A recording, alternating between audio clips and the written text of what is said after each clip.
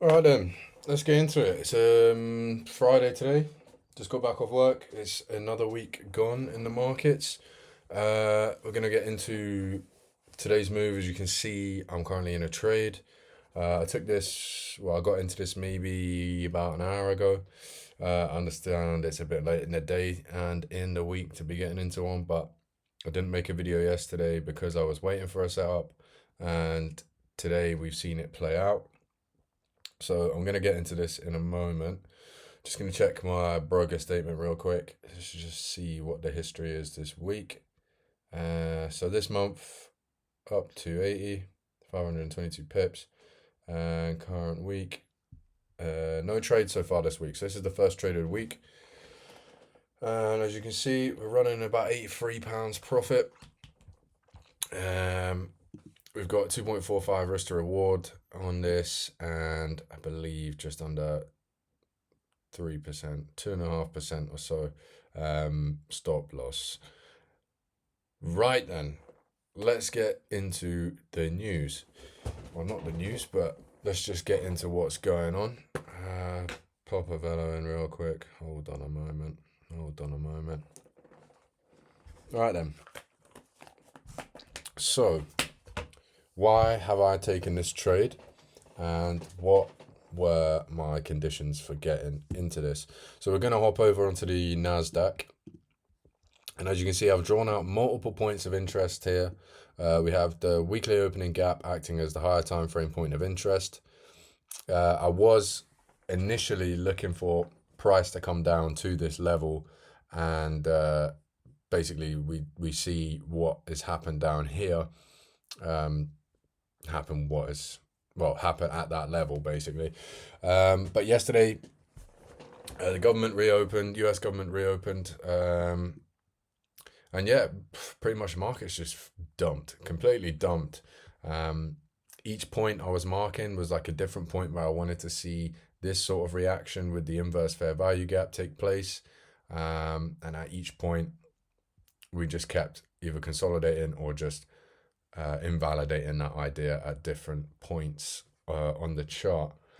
So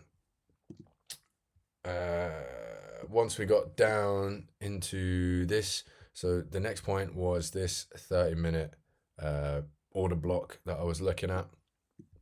As you can see, price comes down into that at 1 p.m. yesterday, and it's just like just doing this, you know what I mean? It's not a strong reaction off that point like this is, which is key. Hence one of the reasons why I have now added this confluence into my model, just to get a bit more, what's the word? Conviction in my trade idea, and just to feel a bit more comfortable as I am, risking 2.5%, 3% a trade at the moment. So, right. From here, I was also looking at this fair value gap on the 30 minutes. So we had the order block, and I also noticed the fair value gap. I think that is there on the hourly as well. Yes, it's the bottom of this wick here to the top of this wick here. This was another point of interest I was looking at for a reaction. As you can see, price kind of wicks it, and then I just sort of waited a bit longer, a bit longer, a bit longer. And yeah, we just gradually got later into the day, and there wasn't really anything playing out. One of the reasons I was expecting this fair value gap to act as a reaction point was this inverse fair value gap on the 1 hour. I think it's just a 1 hour. And you look at this breaker structure, fair value gap there.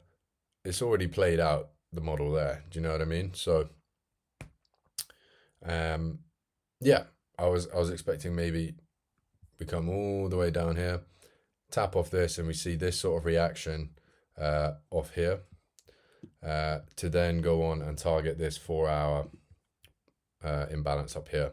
So this is one of my draws alongside these relative equal highs. Currently my take profit on S&P is at previous daily high, which obviously change going into next week, but we're going to keep it in mind either way. I've marked out a couple of different points here, but we'll get into that in a moment. So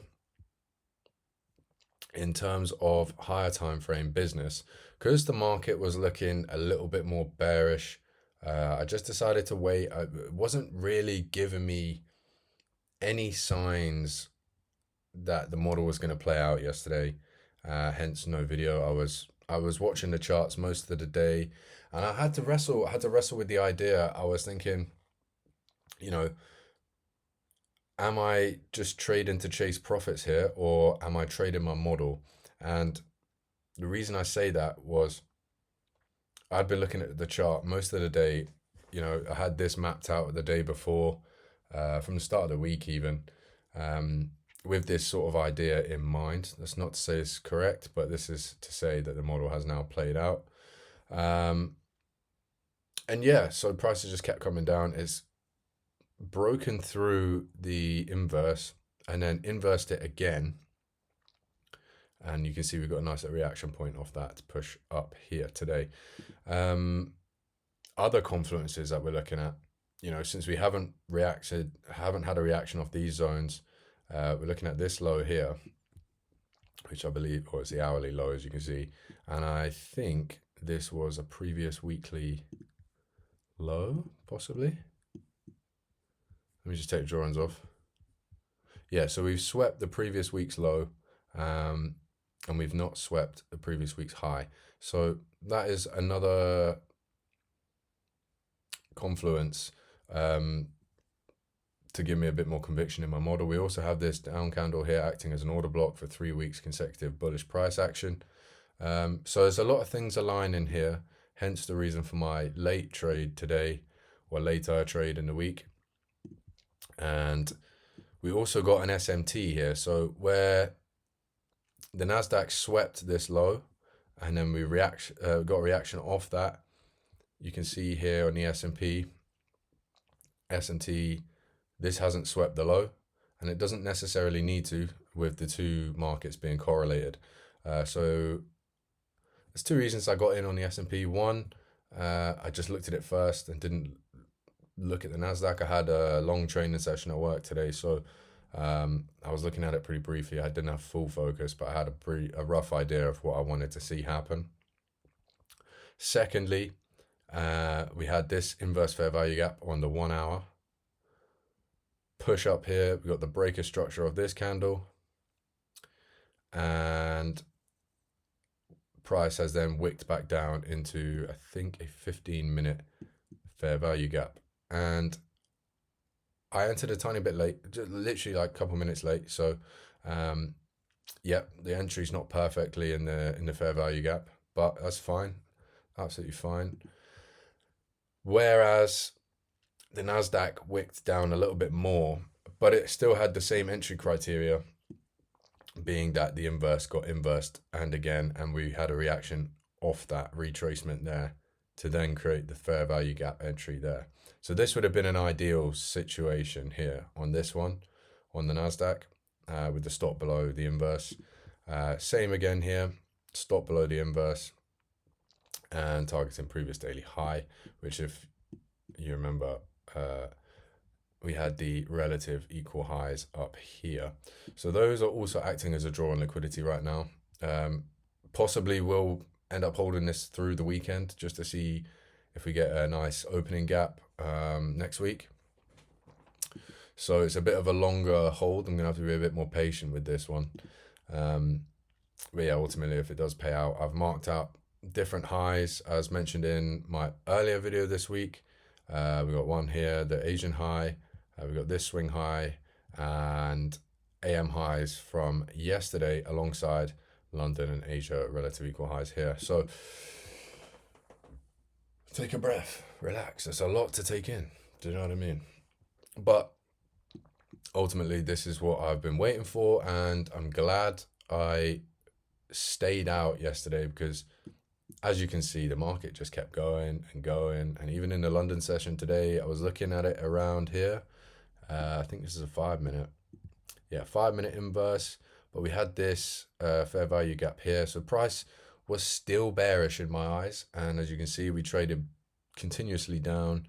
And this is the manipulation below the previous weekly low. And since then we've come up quite nicely. Now, I have to be aware that obviously it is Friday and we're currently in the lunch hour. So it's 12:30 in New York at the moment. So there's going to be a little bit of consolidation, especially around this the weekly opening gap. If you drag that across, that's sitting like that. So ideally, we want to see a nice push up here and just let it run. Similar to here at the moment, the take profit is £412 and 175 stop. So yeah, mid trade at the moment. I can't confirm or deny any profits or losses at the moment. So on the week, you know, no trades. Well, this trade. So we'll just have to see how we go into next week. I'm also aware that it is a bit risky holding over the weekend just because everything stops. And, you know, there could be some news coming on Monday morning with the White House and any political stuff going on. But ultimately, this is my model. I've traded it for a while now. I'm a bit more comfortable with it. And we'll just have to see how we go. If it gets to a point where, you know, my patience is running a little bit, I am considering closing at the London high for £287 roughly. So that is another exit plan. And yeah, I think we'll just have to see how we go from there. In other news, Bitcoin is below 100K at last. Fucking hell. So what the fuck are we looking at with Bitcoin? Let's have a look. Let's go on a monthly, just zoom out a little bit. We got this imbalance down here, rough. Well, this is the original zone that I marked out. Traded just under 0.5 standard deviations. I am not going to lie, there's a bit more bearish sentiment in the market, people being a bit more risk on.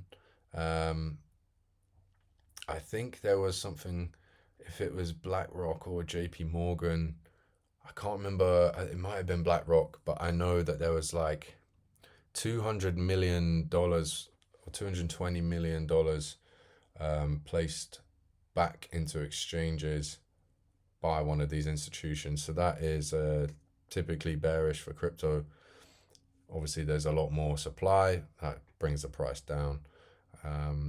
So yeah, that's expected. I think the same sort of things happening with Ethereum at the moment. Equilibrium retrace before continuation up, I would expect. But yeah, at the moment, I haven't been adding to my crypto positions for a while now, to be honest. Just because, yeah, allocating my funds elsewhere in my investment portfolio and obviously this portfolio or this account. So yeah, it's one of those. I think I'm just going to end up seeing a lot of chop around here. So this one might be a bit of a test. But yeah, see how we go. And at the end of the day or the end of the week, we are on our first trade going into next week. So any final comments? Not really. So with that being said, I'm going to end it here. And yeah, I will catch you next week, mate.